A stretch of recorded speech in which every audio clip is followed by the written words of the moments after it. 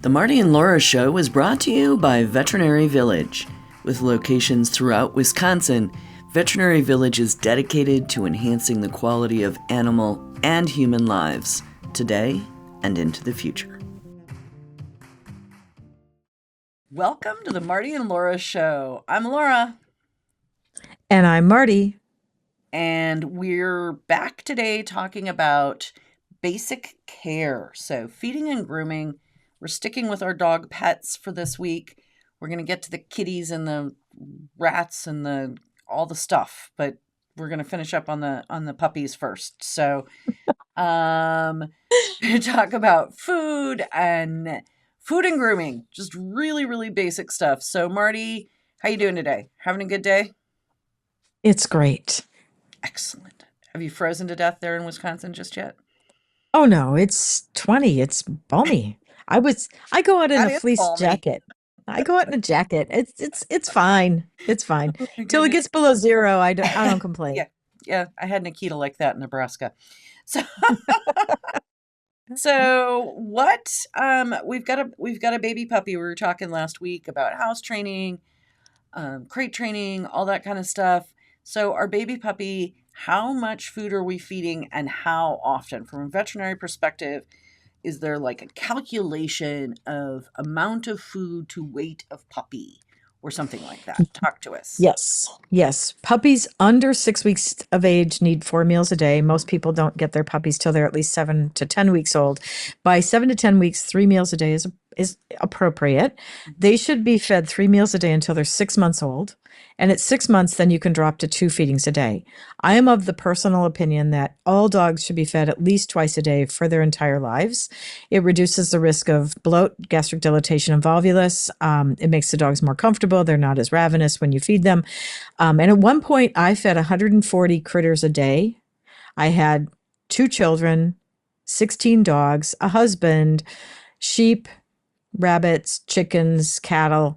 I was feeding 140 mouths twice a day.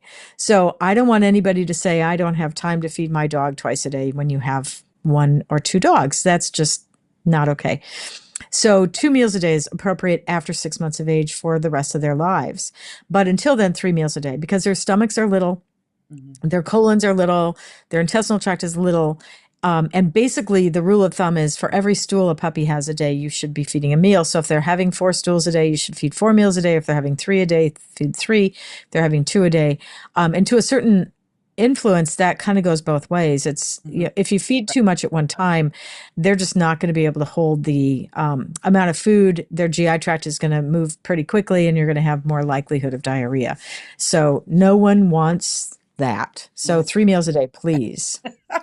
And then how much are we feeding? And we're going to get into sort of weight management for our pets and why it's so important. We're going to get into all of that. But let's start Right. with, there's a Pomeranian puppy over here and there's a Great Dane puppy over here. They don't eat the same amount. No. And they never will. Most large breed dogs gulp down their food fairly quickly. Small breed dogs tend to eat more slowly, but not always. There are exceptions to that. So generally, the rule of thumb is what the bag says. If you're feeding a dry kibble, which is absolutely appropriate, um, the bag has a pretty good guide on it based on the weight of the puppy or the future weight of the puppy, what size you're going to get. So make sure you're feeding an appropriate meal. I prefer puppy food, not all life stage foods. I Okay. like to feed puppies puppy food. Mm. There are large breed puppy foods, there are medium breed puppy foods, there are small breed puppy foods. That's not just the kibble size, but it also influences the calcium and phosphorus balance, the caloric intake, the fat and protein content. So really pay attention to what you're feeding. I just don't think all life stage food is the best diet for most of our dogs. Small breed dogs should eat small breed. And there are some companies like Royal Canin that have breed specific foods. And it's not just a gimmick. It is absolutely that they have tailored these foods to the needs of the dog nutritionally because not all dogs have the same nutritional needs. Right? 100% true. And I think really important. And this comes into play, you know, we mentioned it last week. We were talking about house training and we were talking about their food treats that they get when they go outside to go potty. and in, measuring the amount of treats they get into their amount of their food is part of the equation, right? Right. And that's where a lot of people go off the rails, especially as adult dogs, is they continue to give treats. And there's a fairly high caloric content to those treats. And there are certain treats that are more appropriate than others to reduce the risk of diarrhea or bloat or some of those other things. So we really have to look at what we're feeding calorically for treats plus the kibble, the food, the table food. And, when a client comes in, I always ask them, what do you feed? And then I ask, what else do you feed? Because I know they're feeding something else. They may say, "Oh, I just feed this kind of dog food."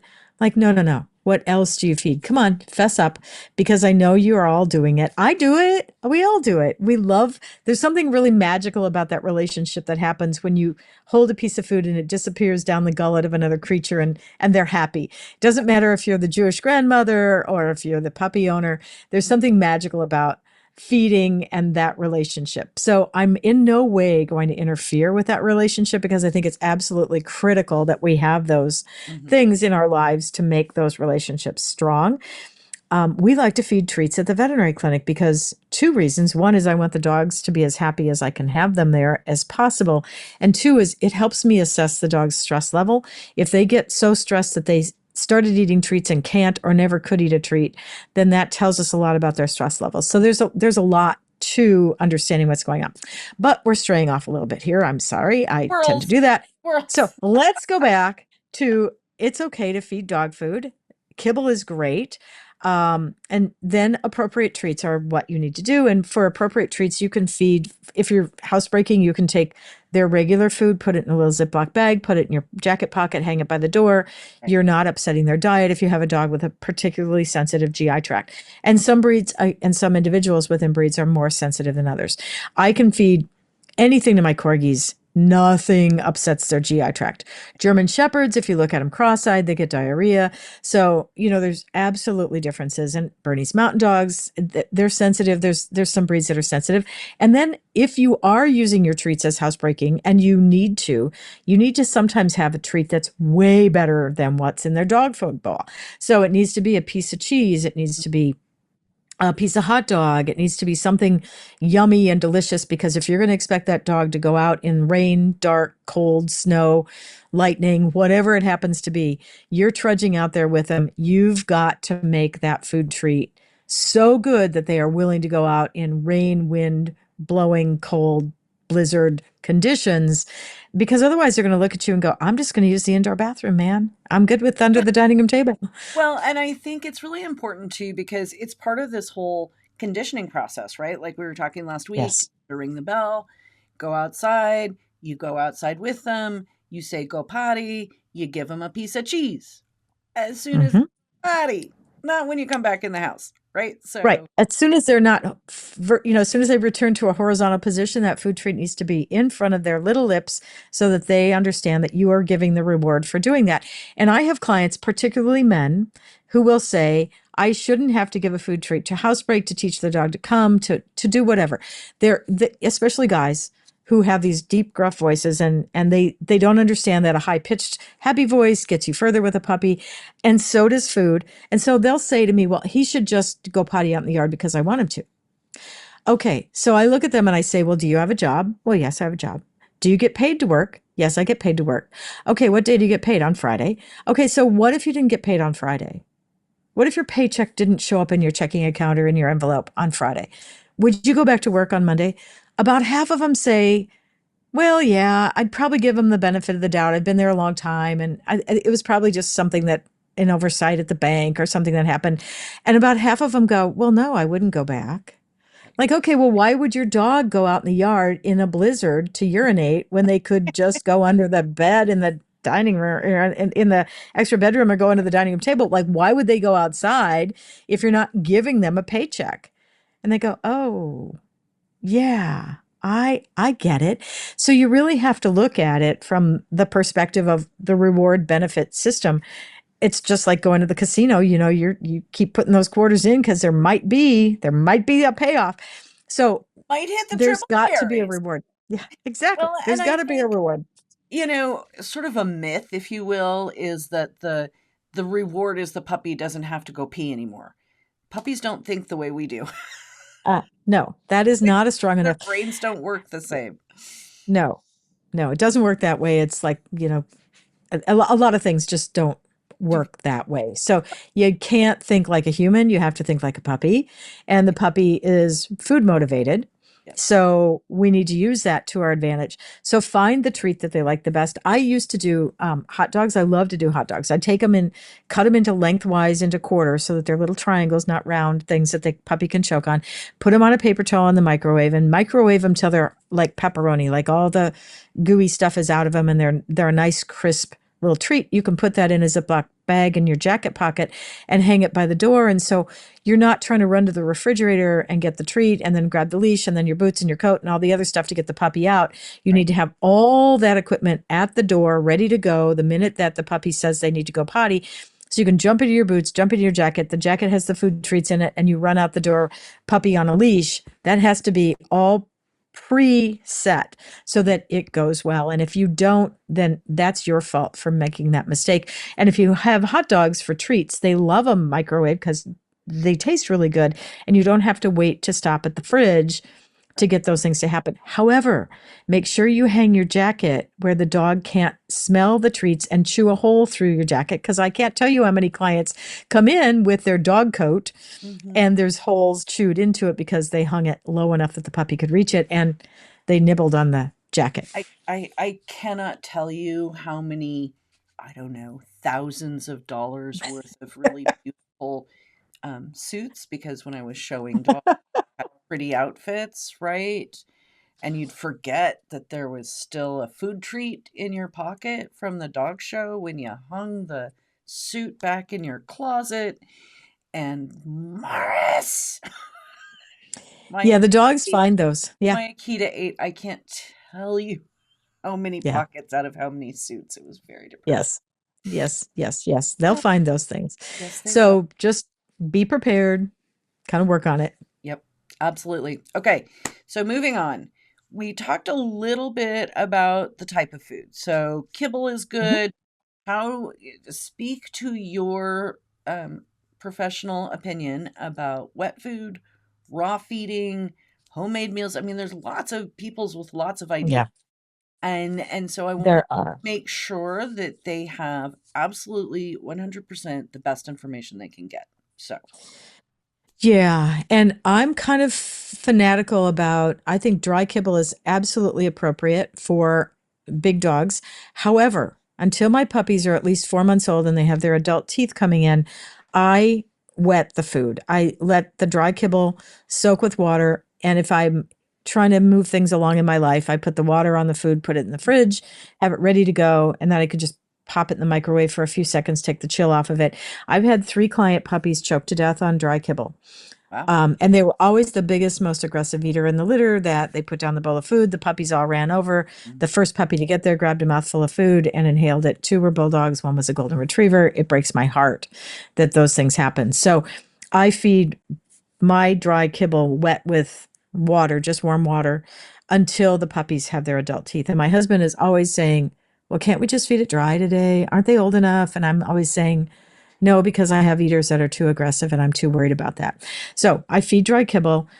Yes, there are lots of non dry kibble foods on the market. You really don't need canned food unless you have a dog that has a particular need for a prescription type of diet and your veterinarian has prescribed it. So typically I don't feed those. There's all the fresh diets now that come either by mail or at the store that are not a dry kibble. For dogs that are fussy eaters, sometimes people have to break down and feed those, but as a general rule, I'm not a big fan. I think dry kibble is absolutely fine for those dogs. It's a matter of those dogs being so spoiled that, yeah, they just jerk their owner's chain until they finally break down and feed them something else. So I don't feed any of those. My dogs all get dry food once they're old enough to chew their food. They get dry before wet down, and then they get dry food as adults until they're elderly enough that they need something else. Yeah, I have larger breed dogs, and I have breeds of dogs that are prone to bloat. We spoke about it Mhm. earlier. Um, torsion, and so consequently, all of my dogs are fed with water on their food basically until the day they Mhm. from Yeah. baby on. The only exception to that is my Shiba Inu, who weighs 25 pounds and isn't going to bloat, and he can have dry because that's how he likes it. And I Right. tried to give him wet food, and he thought it was the dumbest thing in the world. And so, What is this stuff? uh, Yeah. And the dry kibble is better for their better for their teeth, better mhm, for their digestion. yep, But there's a lot of people who are reluctant to feed it and they look at the label and unfortunately it's really difficult to read a pet food label. It is very difficult even with a degree in veterinary medicine. And by the way, for the people out there who think veterinarians don't know anything about nutrition, I hesitate to say this, but we learn a lot about nutrition, not just from the pet food companies. So, what most people do when they read a pet food label is they look at the ingredient list and not the nutrient profile. And there's a big difference between those.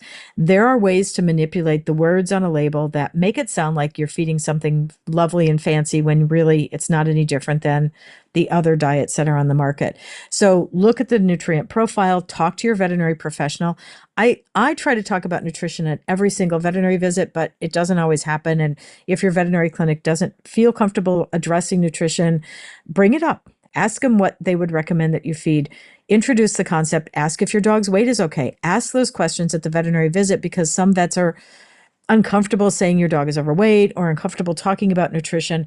But if you bring up the concept, they oftentimes will then take the ball and run with it. Oftentimes, their lay staff, also the technicians, the assistants, are very well educated in nutrition and have seen a lot of dogs come through the practice, know what they're feeding at their home, know what clients are feeding, and know what works. And a lot of foods are regional. So again, not every pet food is going to be available in every market. So it's hard for a veterinarian to know every single food on the market. When I go to Super Zoo, there are thousands of brands of food, not just kinds really, of food within a brand. It's right. very hard to understand. So please look at the nutritional content. Don't just believe some of the commercials on TV because honestly, they're not telling you the truth. Yeah, yeah. I think that is a nice way to put it. I don't know that we need to drop full scale, bombs away into the dog food wars here. I don't think that's No, appropriate. no, no, Uh, no, no. but I do think it's important for people to understand. And then there are some very specific concerns about straight up raw feeding or feeding homemade diets. Can you speak to that? Yes. Yes, the raw meat diets, we have concerns about parasites. We have concerns about bacterial contamination, not just for the pet, but what happens in your kitchen when you're handling those foods. And then I have concerns about nutritional imbalances, not just deficiencies, but excesses as well. I have a colleague in Florida who diagnosed a puppy with hyperthyroidism because it was getting so much thyroid in the glandular material that was mixed into the raw meat diet that the puppy was hyperthyroid. So we can see some significant nutritional imbalances from these homemade diets and well-meaning people. I have a lot of clients that will tell me, "Oh, I feed chicken breast, white meat chicken." I'm like, "Why? Dark meat chicken. If you're going to feed chicken, feed dark meat chicken. It costs 20% of what the other stuff costs, and it's got more taurine in it. It's a better amino acid ratio. Please, you don't need to go buy the $6 a pound skinless, boneless chicken breast. Thighs are fine. Throw them in your Instant Pot, cook them up, do those things if you feel the need to supplement your dog's diet. I think fresh fruits and vegetables are a nice treat. I think they're a nice way to supplement diet. Cooked ones are fine as well. You want to avoid grapes and raisins and excessive amounts of onion and garlic. But otherwise, almost any fruit or vegetable that you eat or your family eats are fine. And I give those for treats. I have lots of clients to give the shorty carrots or apple slices and lots of other foods that are absolutely great treats. They're low calorie, high in fiber, good for the pet, gives them some variety. If you want to feed broccoli every day, hey, knock yourself out. You're not going to hurt anything. But the rule of thumb is to not put more than 10% stuff in the diet. 90% or more should be what the commercially available food is, and then 10% what or less what you add. And remember, these pet food companies have literally spent millions of dollars developing a diet, testing it nutritionally, feeding trials, and all of those things to come up with the appropriate diet. And there are two ways that these pet food companies test their food. One is AFCO standards. That's a chemical analysis, how much nitrogen, which reflects how much protein, how much fat, how much carbohydrate, how much mineral, how much fiber is in the food, how much moisture is in the food. And then the other is feeding trials. Feeding trials mean there are colonies of dogs or cats or whatever the food happens to be that their entire life is spent just standing around eating the dog food or the cat food that this company makes for palatability, for nutrition. These companies spend millions of dollars. Don't screw it up by altering what you've purchased. Doggett simplifies the puppy buying journey by connecting families with the perfect breed and responsible, health-verified breeders. They are the only breeder marketplace that verifies health clearances and responsible breeding practices. Through their personalized puppy matcher tool and matchmaker services, they educate and guide buyers every step of the way, ensuring a seamless process and a perfect match for their lifestyle. From initial breed consultation to introductions with top breeders, Doggett makes responsible puppy ownership easy and stress-free. I think the important thing to note there is that there are only, and correct me if I'm wrong, two or three companies that make dog food that are actually doing feeding trials. To my knowledge, 3. All the other companies are faking it. Mm-hmm. Yeah. So, to my knowledge, it's 3. Yeah. So, and I'm just going to name drop. I'm going to tell you it's Hills, which is Prescription Diet and Science Diet. Purina, which is, again, veterinary diets and over-the-counter diets, and Iams, Royal Canin, Eukanuba, Waltham, which are all one company, which is the largest pet food company in the world, not Purina and not Hills. And all of those companies do feeding trials. The other companies either job it out or don't do it at all. And so you don't really know what the nutritional components are. So don't just look at AAFCO standards, look for feeding trials. And if you have questions, there's 2 really good sources. One is call the 800 number on the bag and ask to speak to the veterinary nutritionist that's on staff. Many of them don't even have a veterinary nutritionist on staff, but there's an 800 number. Call them and ask questions about it. And 2 is the World Small Animal Veterinary Association, WSAVA, has a wonderful website that has all kinds of information on it about how to understand a pet food label, how to pick pet food. I don't look at some of these pet food advisor kind of websites. I don't really trust them, but I do trust the World Small Animal Veterinary Association. So call the number, check the website, and do some research on this on your own. Don't just take my word for it. We'll drop some links in the show notes on this one. And I know it's a hot topic and everybody has an opinion. And that's fine, but yeah.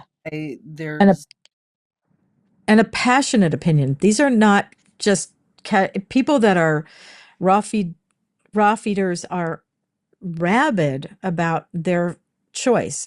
And so it can be very difficult to discuss this. Yeah. I don't want to, offend everybody out of the gate. All I want to do is make sure you have information, make your choices, make informed choices. That's all I'm saying.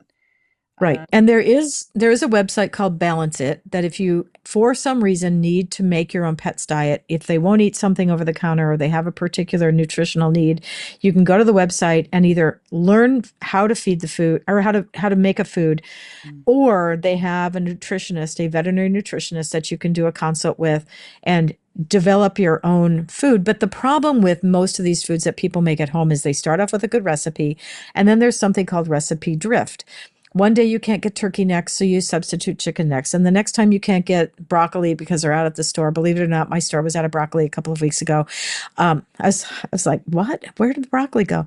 And so I couldn't get broccoli that day. So what if flour, that's close. And then suddenly you're not feeding the recipe that you thought you were feeding. And I understand it's one thing when you're creative in the kitchen for your own meal. It's a whole different story when your dog's entire nutritional needs are met by the diet that you're trying to make. And unfortunately, clients, oftentimes well-meaning clients that are trying to educate themselves, make some nutritional mistakes, and we can see some serious nutritional issues associated with those. And then I do want to mention the most important nutrient that most people overlook as a nutrient, and that's water. Yes. When we hear the pet food companies talk about it, water is absolutely an important part of your dog's intake. You need to make sure it's fresh. You need to make sure the water bowl is washed. that it doesn't have green slimy stuff, that you've put in fresh water, that you're monitoring the amount of water that each dog is drinking, and of course the amount that they're urinating. So your dog should have access to water multiple times during the day, but it doesn't need to have water available 24/7 in the crate or in the kitchen where they're just going to, make a mess. And I love, love, love teaching dogs to drink out of drinking bottles, because especially as dogs get older, if they start to have difficulty with swallowing or they start to drink excessive amounts of water, by transitioning them to a water bottle, and if you taught them to do that when they were puppies, they very easily transition to it. You just put some chicken baby food or peanut butter or something on the tip of those Lixit bottles, and you can then teach the dog to drink out of a water bottle. And it can be a really great tool for dogs that drink too much, dogs that don't swallow well, dogs that have some kind of nutritional needs, that water needs to be given in a fixed amount. You can measure it. Excellent. Okay. And I think the important part of the conversation that we're having is we start talking about puppies, but the entire life of the dog, their food needs change. And so Yes. I think we need to speak a little bit to puppies are one thing, adult dogs are another thing, altered dogs, right? Spayed females, senior dogs. All of these are different, and it's not even so much the actual kibble that you're feeding, although maybe you feed one for each life stage, but the amount, the number, Hmm. all of those things. So speak to that just a little bit on that particular concept. Sure. So they make puppy foods, they make adult foods, they make senior diets. The senior diets are higher in fiber. They may have L-carnitine in them to help keep their weight down. They're probably going to have a reduced amount of protein because as dogs age, the amount of protein that they take in, the quality should be good, but the quantity needs to be reduced. The Mhm. caloric intake needs to change. And dogs, the minute they're spayed or neutered, they should have a reduction by 25% of their caloric intake. And if you don't do that, the day you take them home from their spay or neuter, they're going to guarantee you they're going to become at least 25% overweight.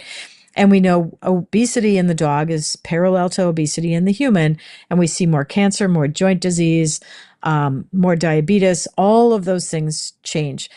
There was a study done by Dennis Lawler a number of years ago. And if you watch the Purina commercials, they say Purina dog chow fed correctly will help your dog live longer. Well, Dennis Lawler is now a colleague that I know personally. And he did the study, the pivotal study at Purina, which happened a long time ago, and no other company will ever pay for an 11-year study because it's a very expensive study. But they took litter mate matched pairs, sister, sister, or brother, brother, and they let one of those siblings eat all the Purina dog chow they wanted, and the other one had a 25% reduction in their caloric intake. And they found at the end of the study two things. One is the dogs that were leaner had less arthritis, not just they didn't limp as much, but on x-ray they could see a difference. And number two, those dogs lived 2 years longer. 2 years. That's a huge length of time in a dog's life. If you can get another 2 years, and the average dog lives to be about 11, if you can get him to 13 instead, that's a gift. And when I talk to a client in the exam room and say, I need to talk about your dog's weight, it's too high, you need to reduce the dog's intake, I'm not trying to be critical. I'm not trying to be mean to them. I'm trying to give them the gift of 2 years. And I don't know a single client that comes in and says, 2 years ago, I was ready for him to die. The last 2 years I haven't wanted him around. No one says that the day they lose their pet, whether they die at home or whether they are euthanized. No one says, 2 years too long. Mm-mm. Mm-mm. It's a gift I can give to my clients. And so this is your opportunity to look at your pet when it's a puppy, when it's an adult, and start talking to your veterinary professionals about what you can do nutritionally to extend their life, not just quantity of life, but quality of life, because those are really essential pieces. So if we don't start them off with the right foundation nutritionally as puppies, we're never going to get there as adults. Yeah. I think the weight piece is just so key. And Yes. I used to see it when I was working as a professional pet groomer. People would bring in these dogs that were so overweight, and the dog Hmm. it couldn't breathe, it couldn't walk, it couldn't stand up. Hmm. Hmm. Are loving your pet to death. Yeah. And Yeah. So we don't want roly-poly fat puppies. They're cute, but that's not healthy for them. So they shouldn't be chubby as puppies and they shouldn't be chubby as adults. It's not cute, charming. It's not a gift that you're giving to the dog. So switch them to the treats of carrots and apples and Ice cube. broccoli and asparagus and ice cubes, water bones, ice cubes. Um, Brilliant treats. I used to have a client with Great Danes, and one of them could push the dispenser on the ice cube I love dispenser. And so they'd come home and the kitchen would be flooded because the dog was like, oh, let's have a party. So they just dump ice all over the floor. So be careful what you teach your dog because it may come back to haunt you. Oh no. But I know there's the lots of difference things. between the water beep and the ice cube beep on the Yeah, refrigerator. right. But Cheerios, there are 3 Cheerios to 1 calorie. I actually had a staff member, I made them count one day how many Cheerios are in a cup, and we calculated it out. So you can put liquid smoke in with your Cheerios and make them taste yummy. You can give really fun treats. You can have those great relationships with fun treats without sacrificing the health of your dog. You just need to select the treats carefully. I know there's now an app for your phone that you can take a picture of the bowl of food that you're going to eat, and it shows you how many calories are in a cup of blueberries versus how much calorie is in a piece of pizza. And then you can make an informed decision. So think about those things for your pet as well as for yourself. These are good choices that you can make to make a difference in your life. This isn't body shaming our pets. This is No, literally no. what we can to keep them with us as long as we possibly can. Yes. Okay, so our final topic for today, and we're going to have more on this going forward, but I just think it's really important for people to hear in the basic care concept. Grooming is part of basic care. Yes. Okay? It is more than having pretty hair and nails, man. It is every time that you brush your dog, trim their toenails, clean their ears, clean their teeth, um, check for parasites, find lumps. All of those things go into grooming your dog. And again, it's about having your pet be healthy and be clean and be happy and the connection that you have with your pet while you're grooming. Yes, absolutely. So teach them when they're little to have their nails done, make it a fun experience. Do it just 1 or 2 toenails at a time, give them lots of food treats, teach them to have their teeth brushed. You can do cheese after their teeth are brushed. That's good for their teeth, so you're not gumming them up again. Let them have the experience of touching the toothbrush to their mouth, to their lips. Get them used to the brush. You don't have to do 20 minutes of brushing or combing or wait until they're matted. Do little bits at a time. Please don't So wait added. Please, yeah, God. please don't. The groomers hate that. I hate So dog hates it. It's not yep, nice. Like you nope, wouldn't your 4-year-old child and never brush their hair and then try and brush out their dreadlocks. And yet no, that's what you're asking the groomer to do to your pet. And so I get a little hot on this topic because I yeah, did for a living for a number of yeah, years. And it is the groomers hate it. The dogs yes, hate it. hmm Everyone hates it because the dog is miserable. And so yes, if you're going to not brush your dog yourself, you need to have it to the groomer and have it professionally done. If your dog has more hair than a Labrador or a Beagle, it needs to be there every 4 weeks. And if you don't want to pay for that, then you need to learn how to groom your dog at home. And we'll help you with that. We're going to have a podcast on that. But brushing your dog, even if your dog has short hair, right? The circulation in the skin that comes from just taking a smooth brush and running it down their jacket. So pull out the dead coat, right? Dogs shed unless it's a poodle and it has hair and not fur, right? All of these things are part and parcel of having your dog. And I know that you may have been told a story by someone out there in the world that certain types of dogs don't need to be brushed or groomed. They're not true. hmm Fact. yep. And nails make veterinarians crazy.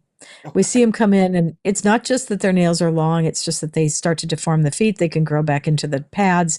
It can be really miserable for the dog. So get them accustomed to it. There's such a thing as a nail board, which is basically sandpaper on a board. If you want to teach the dog to file their own front nails, you can do that.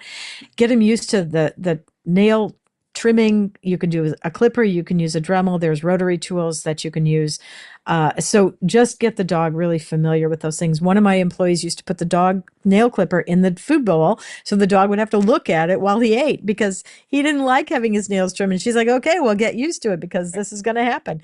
So do some things that just keep the dog familiar with it. And like I said, don't make it a miserable experience. Don't wait until the nails are really long and then trim them too short. And then you get the quick and then they bleed and it hurts and all it. And, we say over and over in the veterinary industry and the grooming industry, when we trim their nails, we say, oh, that doesn't hurt. I truly believe that there must be something uncomfortable for the dog. There are different kinds of nail clippers. Some have a guillotine effect. Some kind of come in from the sides and squeeze the nail. I think there's a negative sensation for the dogs.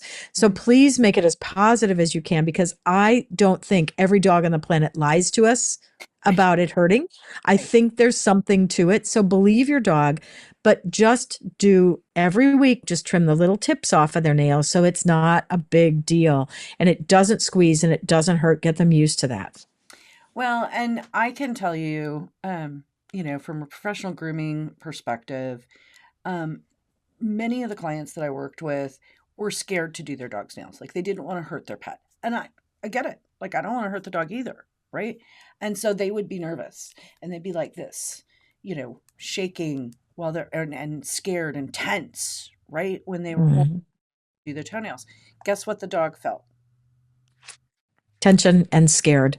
That's right. And so this is going to be a continuing theme that you guys are going to hear from me, particularly. I'm like a dog with a bone. We are our dogs, particularly when we're in the dog conversation, we are their leader. We are their guide, their person that they trust. They look to us for support and encouragement and love and affection, all of those things. But if we're scared, the dog is scared too.